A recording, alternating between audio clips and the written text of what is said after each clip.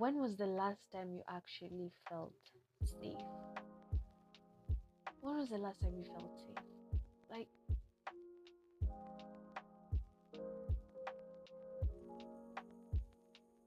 so this is for us who are to be soft. Us who had to take care of others before we could understand what it meant to take care of ourselves. Us who had to be the mature one, the dependable one, the reasonable one, the strong one, the bigger one, the bigger picture, the bigger one. The person in the bigger picture. What? The bigger person. That's what I meant to say. The bigger person. This is for us. This is for us because we never learned how to sit down and listen to ourselves. We never knew how to sit down and take care of ourselves. When it comes to giving to others and doing for others, we do it so much, so freely, so openly, so willingly. You know, sometimes we even offer to do it and no one's asked. I mean, how did we get here? How did we get here? So this is for us. I just want us to just close our eyes for a minute and ask ourselves, was it worthy? All the things I did, was it worth it? Yes, I'm worthy. So definitely it was worthy. But was it worth it? Today I came with notes because there is so much to talk about. And I feel like I don't want you to not see the bigger picture. So, softness is not weakness. We have to stay calm in a storm. I remember the story of Jesus, right? Like, imagine how, there was this huge storm, right? And they're in the middle of the ocean. These are fishermen, and they're in this boat. It was probably a small boat. I don't think it was like Titanic-sized ship. And it was a boat, and the disciples are there, obviously one that can hold their capacity. And try and imagine, right? Like we're fishing, then it starts raining. Normally a fisherman would be scared, right? They'd be like, it's raining, we need to get home quick. Then boom, a storm starts. Oh my goodness. Everyone is so worried, so scared. Jesus is in the lower bank sleeping. Like he's just like, yeah, bruh, I command the storm, so it's not going to do anything to me. And he just slept there. And the disciples were like, oh my goodness, Amsha Yesu, Wamshe, what is he doing? Sleeping, and it's raining, and it's a storm. We're gonna die, we're gonna sink. Like, try and imagine. Kind of like the time of Jonah when he was in that boat and he had people, and then God causes everything to happen, the storm and everything, so that Jonah can, admit it's him and get swallowed by the fish. Like, can you imagine the kind of turmoil that would be there? Like, imagine Titanic and all the chaos that was in there when they were sinking. Now imagine this is the same situation, because sometimes when we read the Bible, we put ourselves far away from how it would have been, and we just read it like a story. Try and put yourself in those emotions. And Jesus was just calm.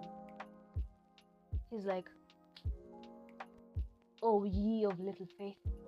And these guys are like, what do you mean, little faith? Can you see what's happening? Can you see what's going on? Like, what do you mean, oh, ye of little faith? Like, we're gonna sink. We're gonna sink. But Jesus is like, yeah, cool, I can see that. Like, yo, bro. Being calm in the storm is an art that we have to master. That when everything around us is running down, we're just calm. We are calm because we know the power that we have. It's not about, okay, imagine if Jesus woke up and started using a bucket to, how they do it in like boats, right? You've watched Pirates of the Caribbean. You take a bucket and start scooping water from the boat and throwing it back into the sea, throwing it back into the sea, throwing it back into the sea, and if he woke up and that's what he started doing, how would it actually go? Because I feel like they would actually sink. They would have sunk. And probably because it was not yet Jesus' time to die, um, the disciples would have sunk. Some would have survived together with Jesus. And then they go and tell the story of how they were with Jesus in the boat and it sank. And, some died. And, like, I don't know. Have you put yourself to imagine what would have happened? It's about being calm in the storm, being able to master our emotions, but not hiding them. That's what it means to put ourselves in the center and say, okay, this is how I feel at the moment in front of these people, but I will take time by myself and face it. Esther was gentle, like when everything was happening, and Mordecai came to her and told her, you know what, if you won't pray, if you won't do anything about it, we'll get our salvation from someone else. Like, he was point blank, and Esther was just being a girl. She's like, I'm a queen. What are you telling me? Like, she was just gentle. She didn't panic, telling Mordecai, now, this is what we need to do. Now, I need you people to come and, riot, or I need you guys to, like, hold a strike. That's not what happened. She was just gentle. He told her that if you don't help, our help will come from somewhere else. And she's like, I got you, brah. Like, I don't know if you guys are feeling it. Imagine Mary, right? She was so tender. Like, imagine Mary getting pregnant for the Holy Spirit. Joseph finding out that, this pregnancy is not mine. Imagine if she started fighting. Instead of telling the angel to show Joseph like you showed me, she starts fighting for the marriage.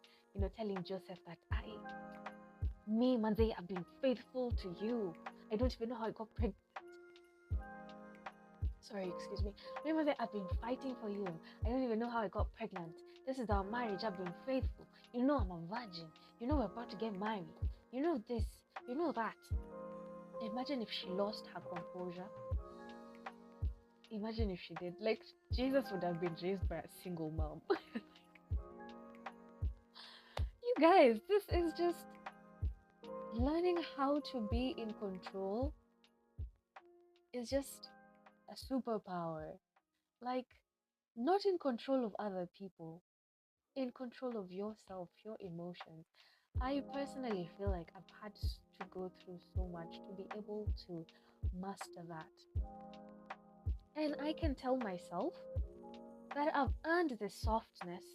I deserve to live in the softness I'm in right now because I've really cried for it. I cried too much to get myself here, to forgive myself, to heal.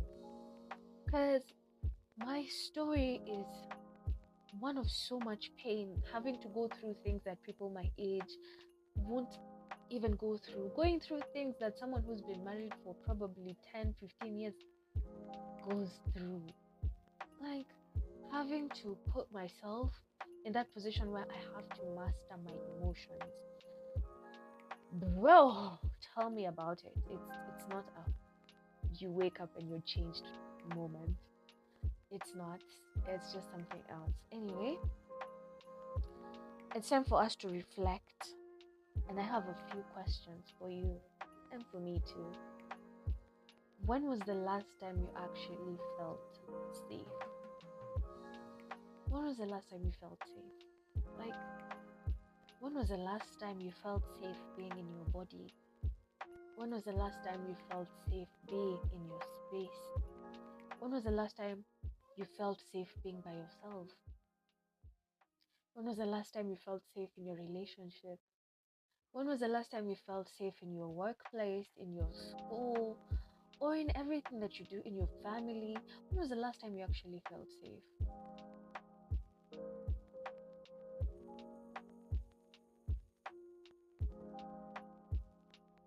Yep, I know. It's a heavy one to swallow. It's a heavy one to swallow, really. Anyway, when did the world teach you that being calm and gentle was less powerful? Like, when was the last time you felt being in your feminine power, just embodying your emotions, embodying who you are, was less powerful? Like when did the world teach you that? What scenario put you in that shoe?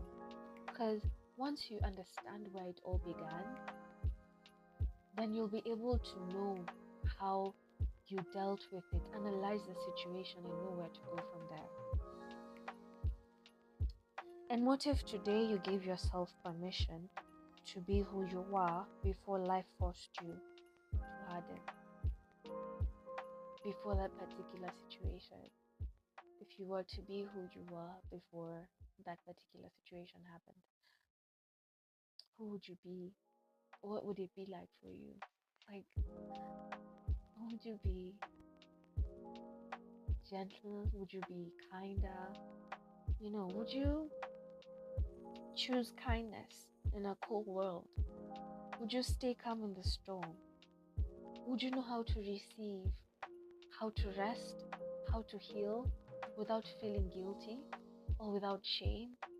Like, these are the things we need to sit down and ask ourselves and be real with ourselves, So I want us to end with affirmations.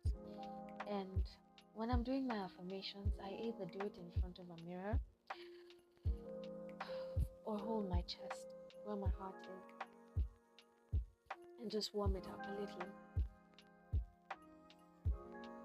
I feel it brings a sense of connection with who you are, like inside, So with your eyes closed and your hand on your chest, repeat after me. I give myself permission to be soft again. You can personalize it and say your name. Give myself permission to be soft again. I, Christine Wangeshi, give myself permission to be soft again. Oh yes, I give myself permission to be soft again. Really feel it and embody it. Is it something that is coming from your heart? Do you have that voice inside of you that is still doubting and telling you that cannot happen? Well, that's okay. That's normal. Listen to it, acknowledge it, and tell it it's okay for you to not believe or for you to not give me permission to be soft again. I acknowledge where you're coming from. I see you, but right now, I want you to trust me. I want you to trust that this version of me is giving myself permission to be soft again. I won't be hard again. Yes. I release the fear that softness will break me. I release the fear that softness will break me. I release the fear that softness will break me. Just a side note. Do soft things break? I feel like hard things break. A stick is hard. If you bend it, it breaks. Jelly is soft. If you bend it, it adapts. It just survives. It thrives again. It does. So yes, I release the fear that softness will break me. And the last affirmation, I embrace my gentleness as a power. I embrace my gentleness as a power. You can personalize it once more. Embrace my gentleness as a power. Oh Lord, I'm so grateful to you for this beautiful woman, for this beautiful affirmation. It's amazing. And lastly, ladies, as I tell you goodbye, as we close on our episode for today, you are not weak for feeling. You are not dramatic for being tender. You are not too much. You're finally coming home to yourself. That's who you are, a woman. You're supposed to feel everything. I mean, you're supposed to feel everything. So, yes, you're not too much. You're finally coming back to yourself. Your childlike excitement is finally coming back to you. And that's how you find your spark again. By embodying that part of you that is excited over the smallest things, romanticizing over the smallest gestures, you know, smiling over the silliest jokes and laughing and just enjoying being in the moment, embracing it. We're women, we're supposed to feel everything. That's who we are.